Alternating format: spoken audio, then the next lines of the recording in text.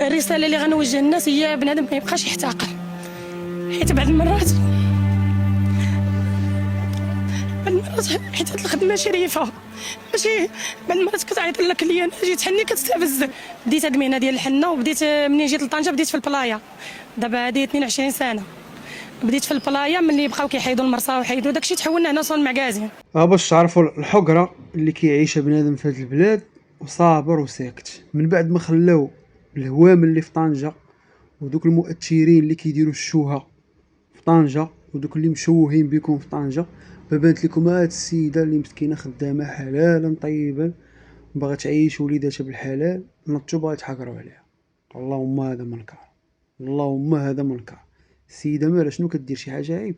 ها حاطه كريسي ديالها مريحه كتخدم بالحلال بعرق كتافها، كتجي كتحني لك كتخلص الله يعاون، ما كدير حتى شي حاجه، ما كدير لا الشوهه، ما كطلع تشعر عليكم، ما عندها ولادها هوامل، ما عندها بناتها هاربات، ما عندها خوتها موسخات. فهمتي؟ علاش هاد الحقره اصاحبي؟ علاش هاد الحقره؟ علاش بحال هاد الناس هادو حنايا ما نتعاونوش معاهم؟ علاش ما نتعاونوش معاهم؟ الا كان شي واحد عنده الحق يتدخل يحيدها من ديك البلاصه فهما السلطات المحليه. اما انت كابو زبال راسك مربع ما عندكش الحق تدوي معاها. ما عندكش الحق تدوي معاها. كل التضامن مع هاد السيده هادي. السلام عليكم.